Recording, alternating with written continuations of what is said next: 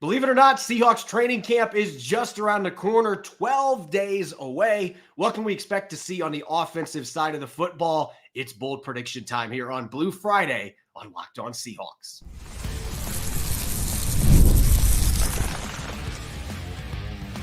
You are Locked On Seahawks, your daily Seattle Seahawks podcast, part of the Locked On Podcast Network, your team every day. Greetings, 12. This is Corbin Smith, the host of the Locked On Seahawks podcast, your daily Seahawks podcast, part of the Locked On Podcast Network, your team every day. Glad to be joined here on our Blue Friday episode by my co-host Nick Lee, and a special thanks to all the 12s who are tuning in, whether you're listening in nearby Bremerton, Washington, or in Greeley, Colorado. We greatly appreciate each and every one of you for making Locked On Seahawks your first listen 5 days a week. We are 12 days away from training camp. Nick, it is almost here. And I know there's some people saying, oh, this is too early this year. But if you're somebody like me, and even for you, the baseball guy that you are, there's excitement when training camp starts a couple days earlier than scheduled. We get into the NFL season. And with that, we're going to be talking tight ends today. We've got our 90-man countdown sneaking into the teens. We're getting into the nitty-gritty with some of the key impact players for the Seattle Seahawks. And this episode is brought your way by Game Time. Download the Game Time app, create an account, and use the code LOCKEDONNFL for $20 off your first purchase. Terms apply. Now for your lead story here on our Blue Friday edition of Locked On Seahawks. As I just mentioned, and I'm going to keep saying this over and over again because I'm just getting giddy. We're 12 days away from the start of training camp. And Nick, this has become an annual thing for us. A week or two before camp opens, we like to start our bold predictions, and we're just looking at training camp in particular. This has nothing to do with week 1. It has nothing to do with week 13. Regular season, we're not getting there yet. This is just predictions for what we are going to see unfold during training camp, and we may sneak a few preseason references in there as well. But what we expect to see end of July into August, and we're going to do it on the offensive side of the football. And, sir, I'm going to give you the mic first and give you the opportunity to drop your first, maybe it's not the most bold prediction, but prediction for what we're going to see on offense for the Seahawks in training camp.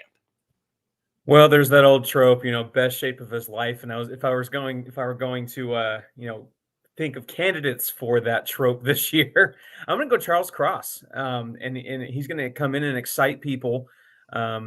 Just how he looks, maybe slightly different physique, maybe, or just, a rejuvenation or whatever it is. He's going to excite people about a possible Pro Bowl level leap in year 3. Just with, I know it's really hard to tell that in training camp, but just there could be these like, oh, Charles Cross looks different this year, whether that be in his technique, in his game, whatever, his physique, whatever.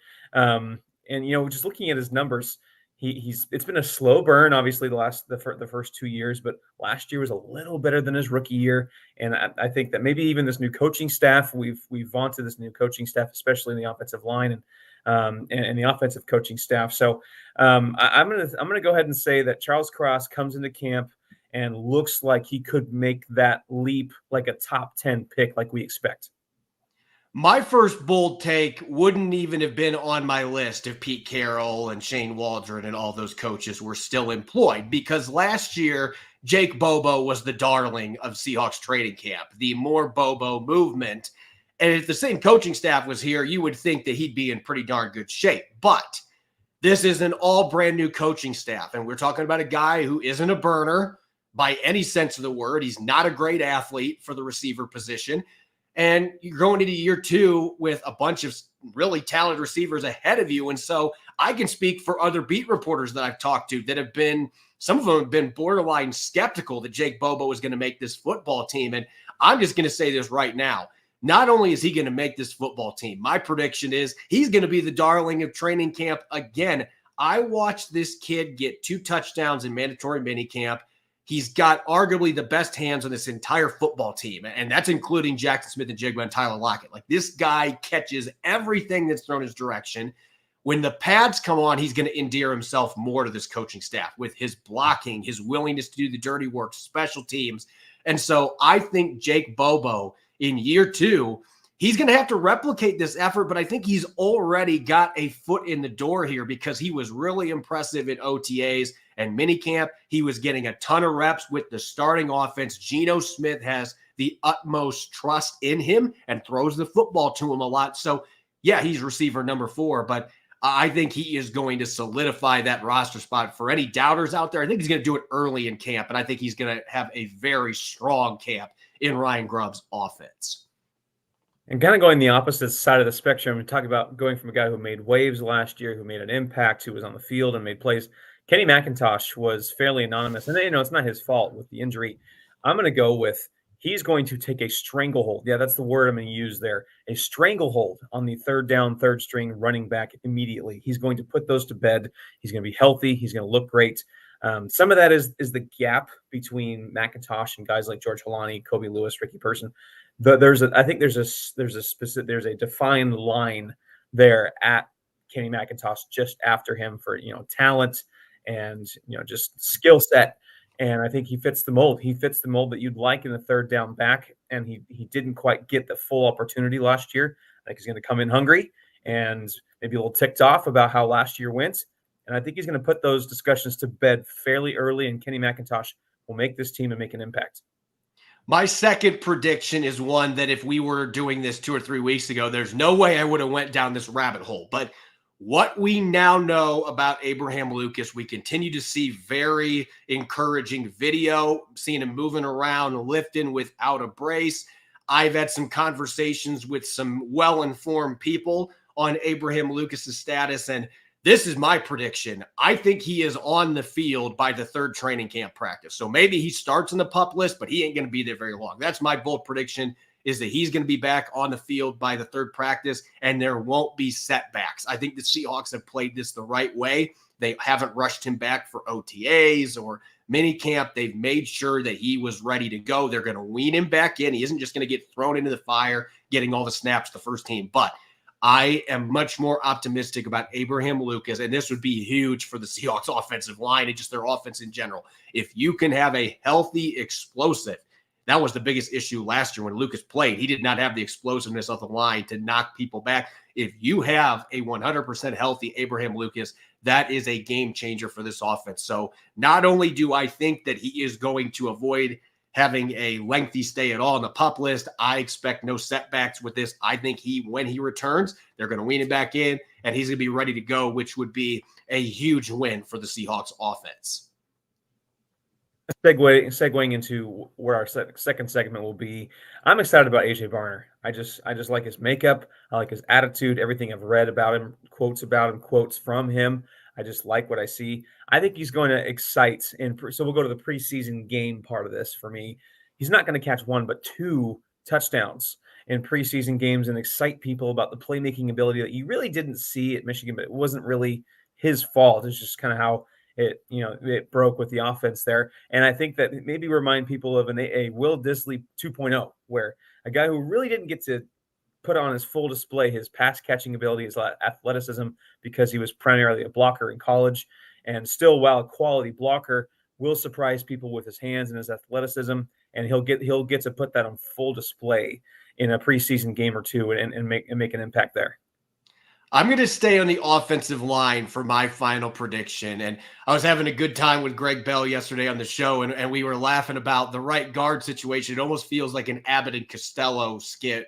Who's at right guard, And we've got a 3-way competition that I expect early on is going to be a 3-way competition. But this is my prediction at that spot, Nick. Christian Haynes is going to secure the right guard job before the preseason opener. I think he's going to get his opportunity to get his first team reps. Remember, he was only with the second team during the offseason program. I think he's going to get that first opportunity in the first few training camp practices. And once the pads come out, I think that's where everything is going to lean towards the rookie. This is a player that if you watch his UConn tape, he gets after it. He mauls people. He's got pass protection ability. He's a physical player.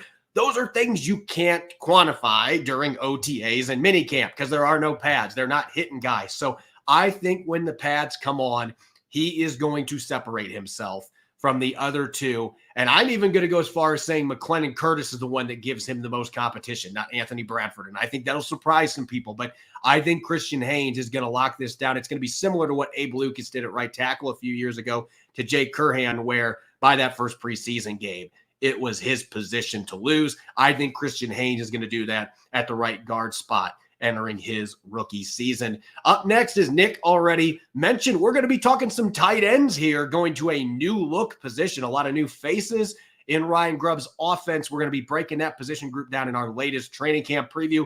That is up next here on our Blue Friday edition of Locked On Seahawks. This episode of Locked On Seahawks brought your way by eBay Motors. Passion, drive, and patience. It's what brings home the winning trophy, and it also keeps alive. eBay Motors at every maintain your vehicle and level it up to peak performance, whether it's superchargers, roof racks, LED headlights, steering wheel covers, windshield wiper fluid, whatever you're looking for, whether you're into speed, power, or style, eBay Motors has got you covered. With over 122 million parts for your number one ride or die, you always find exactly what you're looking for. And with eBay's guaranteed fit, your part is guaranteed to fit your ride every time or your money back. Because with eBay Motors, you're going to be burning rubber, not cash. With all the parts you need at all the prices you want, it's easy to turn your car into the MVP and bring home that win. Keep your ride or die alive at ebaymotors.com. Eligible items only. Exclusions apply. eBay guaranteed fit. Only available to U.S. customers. Welcome back to the Blue Friday edition of Locked On Seahawks. This is your host, Corbin Smith. Glad to be joined here on today's show by my co-host, Nick Lee. And a special thanks to all the 12s who are listening in. Thank you, as always, for making Locked On Seahawks your first listen 5 days a week. We greatly appreciate it. Are you tired of the screaming on Fox Sports or ESPN? Well, give Locked On Sports Today an opportunity to get your insight, your breaking news, the top stories of the day in all the major sports without the screaming. You can listen to Locked On Sports Today on YouTube or wherever you listen to your podcast. Just make sure to subscribe. Part of the Locked On Podcast Network, your team every day. Continuing our training camp preview, I'm going to keep mentioning this. We're 12 days away from the start of training camp. And so let's talk tight ends now as we continue our position by position preview. And this is a group that is much different looking than last year. No more Will Dissly. He's now with the Chargers. No more Colby Parkinson. He's with the Rams. The Seahawks will see him twice this upcoming season at NFC West battles. Noah Fant being the only significant contributor that's returning, and the Seahawks gave him a pretty good contract with the expectation, Nick, that he's going to be a bigger piece of the puzzle in this offense. And I have some optimism on that front just because I've seen what Ryan Grubb did the last 2 years with his tight ends at Washington. They might not have been the focal points, but they certainly did their damage when they need to in the passing game. And they were involved more than I think a lot of conventional fans maybe understand. The tight ends were a bigger part of that passing game than the common narrative suggests. So Noah Fant is going to get maybe that opportunity to be more productive. At the same time, though, it's going to boil down to you got one football. Is that going to be a situation that still prevents Seattle, with all the receiving talent they have, from really maximizing his talent? Yeah, I don't think Noah Fant comes back unless there's an understanding that he's going to be a bigger part of this offense. 2 straight years of less than 500 yards, inexplicably was left out of the end zone last year. The gap in talent and tools, or at least the tools, maybe not talent's not fair, but in the tools and experience between Noah Fant and the rest of the tight end room is fairly large at this point. He's got over 4 times the career receiving yards as the next closest tight end in this room. So he's pretty much the whole package of tight end, what you want.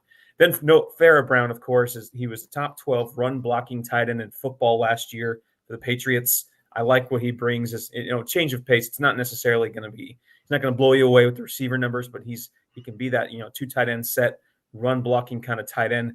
So Noah Fant is your pass catching, athletic, toolsy type of tight end.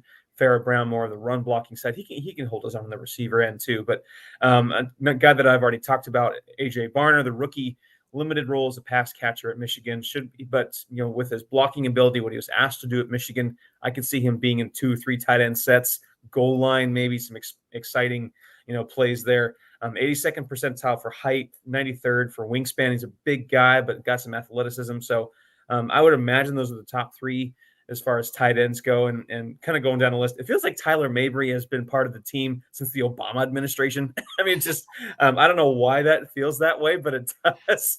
I think it's a COVID-related thing. I mean, those guys who were undrafted rookies that came in 2020 with the COVID rules, I mean, we know how long and how stressful that season was, even for those of us in the media, like not being able to go to games like you could have, but what was the point? You weren't going to get to interview players or anything. Like, it was just a really odd season in NFL history. And I think that does rub off some of the guys that came in then. That felt like they were there for 3 years and it was one. So yeah, 2020 felt like 3 years, 3 times.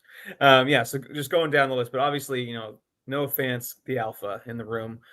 Farrell Brown will be your blocking. AJ Barner's a bit more of a wild card, just with he's a very unknown quantity at this point, which could be in the Seahawks' favor. I think that he could break, maybe a bit of a Will Dissly 2.0, where he didn't get to showcase his full skill set in college, and then he'll surprise people early on in the season.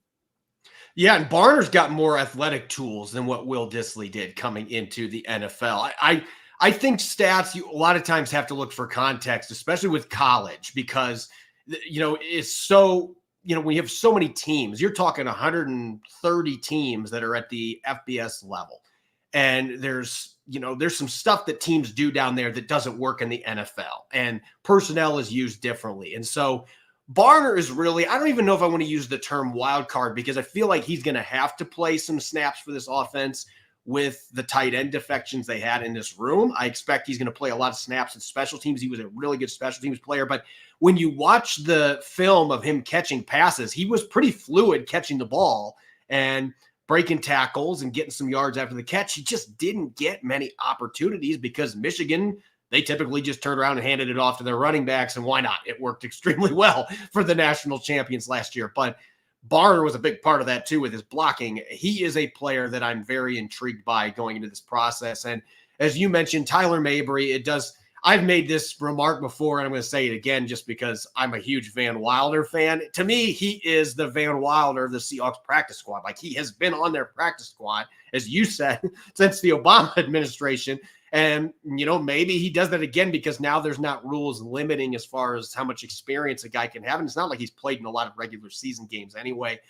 But I wonder if Brady Russell might be the one that has the edge there, because Mabry has played some special teams. Brady Russell actually suited up for 15 games for the Seahawks last year, though. They've got to have some guys step up with Nick Bellore no longer being here. Cody Barton left a couple years ago. I mean, there's some big defections as far as special teams leaders. Brady Russell could be one of those guys. And so that might be his pathway to leapfrog over Tyler Mabry and maybe be in the hunt for a fourth tight end spot because he's a core special teams player. So I would keep a really close eye on him. And he's a guy that can catch the ball a little bit. We didn't get a chance to see that last year, but maybe in preseason he shows that off. Really, the X factor, though, in this group is Jack Westover. And we've talked about him quite a bit on this podcast, not just because I coached him briefly at Mount Si, but this kid, his progression from walk-on to being maybe the most clutch receiving weapon on Washington's offense. I'm not kidding with that. I mean, how many times in big situations did Jack Westover come up with huge catches for the Huskies the last 2 years? And he has that major feather in his cap that he has played in Ryan Grubb's offense the last couple of years. He's got people like Geno Smith in his ear trying to get all the insight of this offense. I just feel like Jack Westover is still that guy. I don't know if he makes this team or not, but he is the player here that I'm looking at thinking there's a lot of advantages that work in his favor. And, oh, by the way, he's a pretty darn good football player too. Yeah, I like what you said about feather in the cap because, yeah, he's definitely got a few things working for him. Last year, he was 18th in all FBS among tight ends and first downs.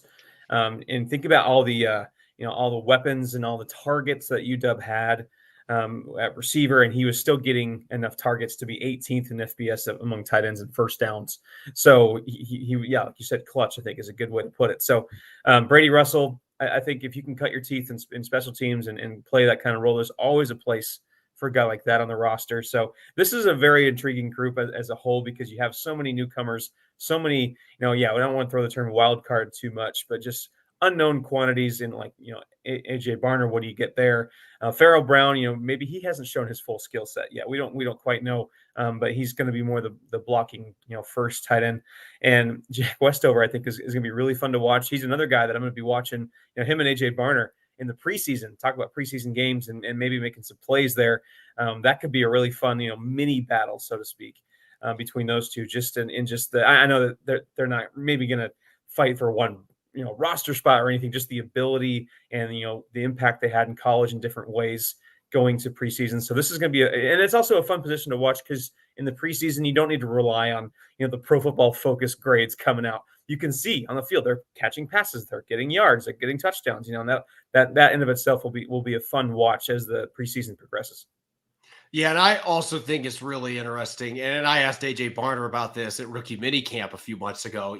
He and Westover were the two tight ends starting in the national championship game, and they have much different builds, much different skill sets, and yet there is some carryover between the two of them. I mean, Westover will get after as a blocker. He's not an inline guy necessarily, but H-back, get him out in the slot, he gets after it. He's got that mentality. Both these guys can catch the football. I think Westover is a little more of a threat in terms of what he can do with the ball in his hand. But again, Barner didn't get a lot of chances to show that. So it'd be really cool to see both those guys stick in Seattle after they competed against each other in the national title game. And Barner said they are really close. They became really good friends during the pre-draft process. So, hey, continue that friendship. And now you've got some building blocks in that tight end room behind Noah Fant here in Seattle. And I just think it'll be an interesting group. Maybe it's not the most captivating position group on Seattle's roster going into camp, but I think that there are going to be some fascinating things to watch there with a number of newcomers coming in trying to battle for roster spots. Up next, we're going to continue our 90-man countdown. We're going to be going into the teens. We got numbers 21 through 19. Don't go away. You're listening to the Blue Friday edition of Locked On Seahawks.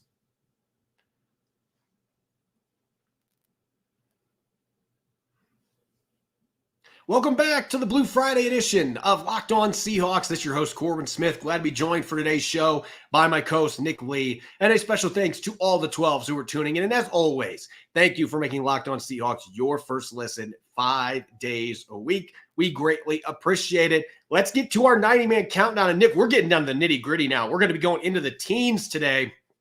We're getting to the key contributors among the key contributors here for the Seattle Seahawks. And some of these guys might be players who are established veterans, longtime veterans. Some might be players that we expect are going to start for the first time. And that's where we're going to lead this conversation today. At the center position, Olu Oluwatimi last year only started one game, and yet we got to see him play over 100 snaps at the center position over the course of the season. He had a really nice block that sprung Ken Walker for a touchdown in Detroit, filling in for Evan Brown in the middle of that game. The Cardinals game that he started didn't give up a single pressure. We know he was the Remington Award winner at Michigan before Seattle drafted him. Not a guy that has the guard flexibility, not the most athletic player at center position, but he just got the job done in college. And I know you've been really excited about him since Seattle drafted him. Now he is finally going to get that opportunity. And I believe that he very much is the starting center right now. Maybe Nick Harris gets a chance to semi-compete, but this feels like a position where Olu Oluwatimi, it's his job to lose and be that starter for the Seahawks this year. Yeah, I think if anyone other than Oluwatimi starting week one, something's gone terribly wrong. Yeah, like you mentioned, Remington Award, not only that, Outland Trophy, Consensus All-American, Joe Moore Award offensive line for Michigan. It really isn't possible for a center to come in with more accolades and accomplishments than what Oluwatimi did at Michigan. So that going in, and last year, a bit of a pseudo redshirt year with a few, cups of coffee, so to speak. The pass blocking grades, like you mentioned, are fairly favorable in a small sample size. He is the assumed starting center. I mean, and I've been pounding the table for a steady, solid center for years now. And maybe Olu's the guy. We don't know, but I'm excited to at least find out. And this year we get to find out what Oluwatimi is. Is he the starting center? Is he going to be a franchise cornerstone center, or at least, a solid contributor? Maybe he's not a Jason Kelsey, that wouldn't be fair. But at least, some sort of, steady presence at center that really the Seahawks have lacked, over a year-to-year period for a long time, pretty much since Justin Britt left town. So I'm really excited to see where he goes with his development. And so that's, if he can solidify the center position, man, a lot of things fall into place, because the interior offensive line in of itself, I think, is maybe the biggest question mark. Some people have I have linebacker as the biggest question mark. We'll get into that in a second.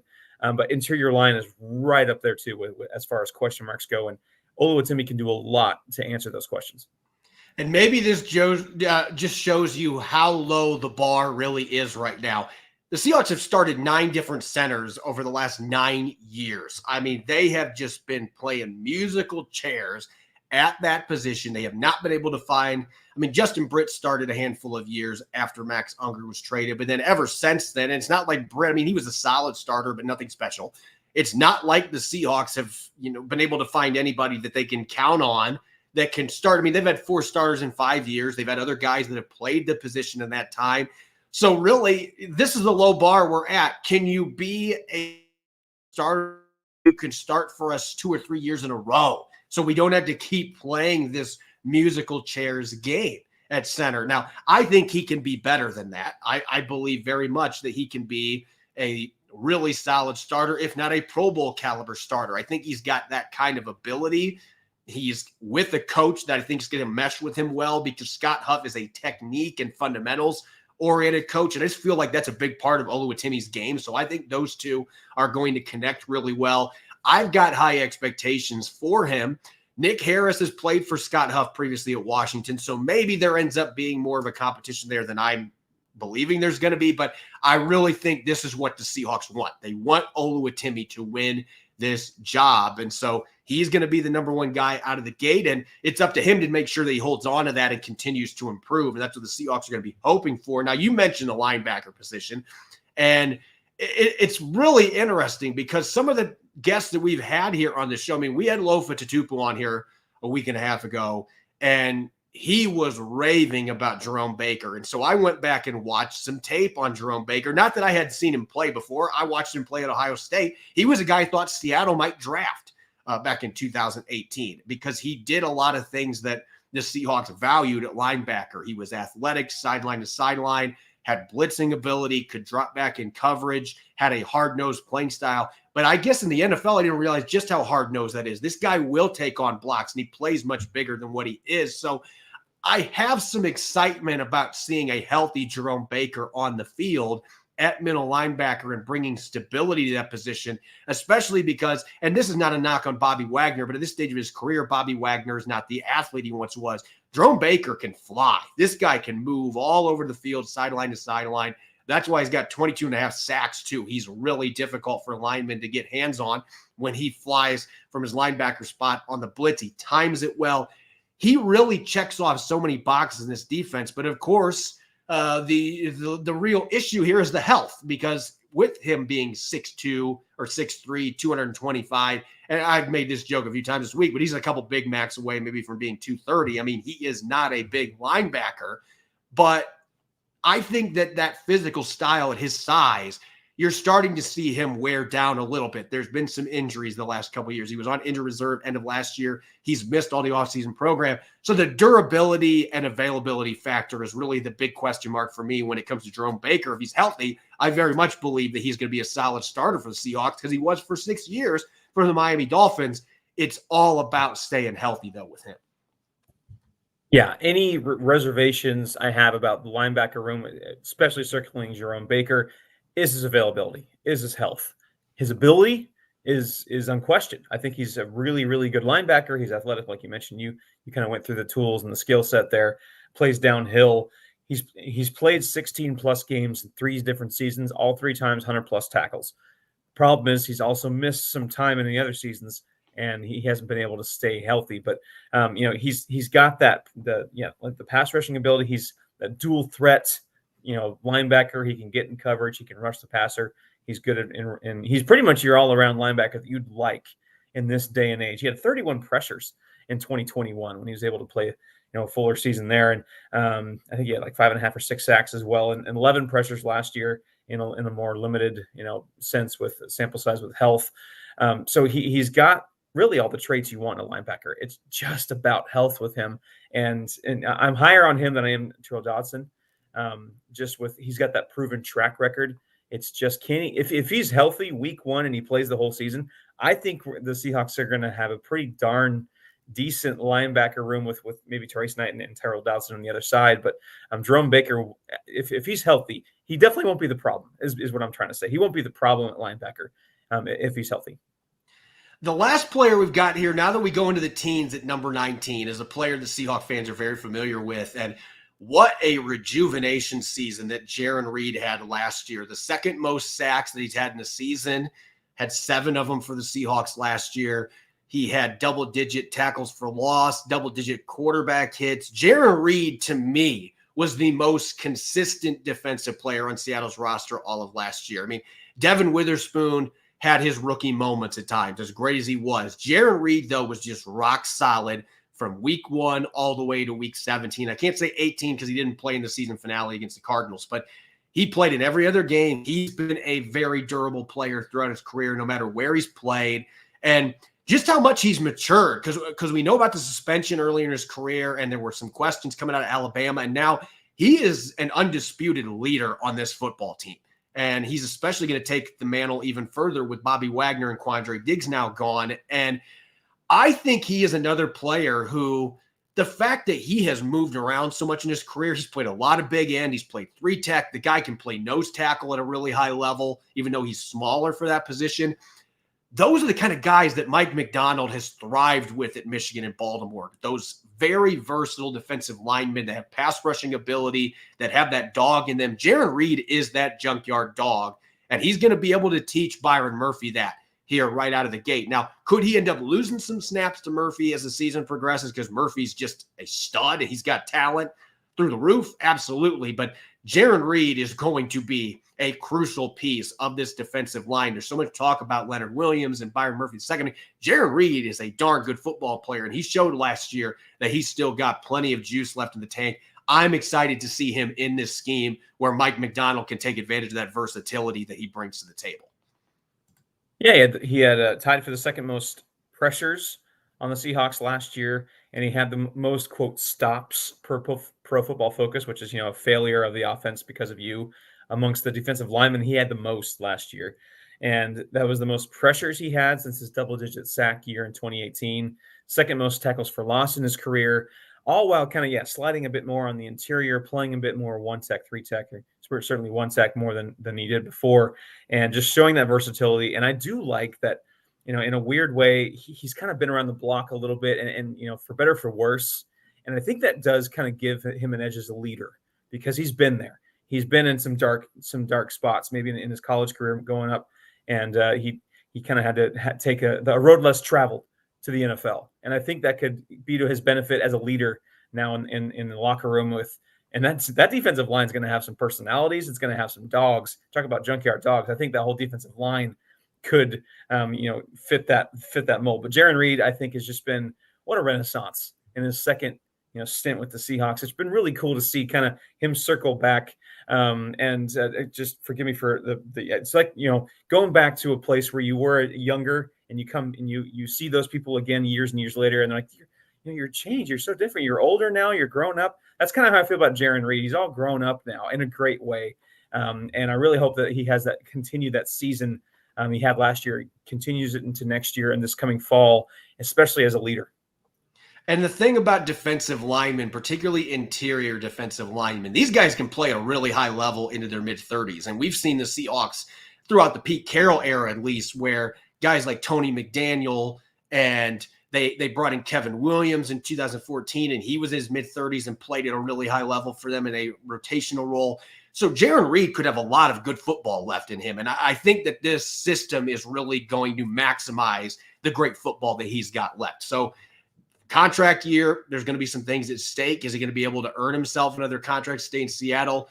I think he's going to be a key piece of this defense, especially to get that run defense fixed. I thought Jarran Reed was fine in that regard last year. I'm not blaming the interior defensive line. Seattle had some bigger issues that really hurt them defending the run. I really like the pieces they have in Jarran Reed being one of those key ingredients in the middle that's going to be a leader for this entire football team as well. As always, you can follow me on X and Threads at Corbin Smith NFL. You can follow Nick at Nick Lee 51. Make sure to subscribe to Locked On Seahawks on YouTube and wherever you get your podcasts to make sure you don't miss a single episode. When we come back on Monday, we're going to have a special guest joining us to take a deep dive into how Ryan Grubb's going to impact an already good receiving group. What's the ceiling with Ryan Grubb, DK Metcalf, and company? We'll be taking a closer look in Monday's episode. Enjoy your weekend, and thanks for listening in. Go Hawks.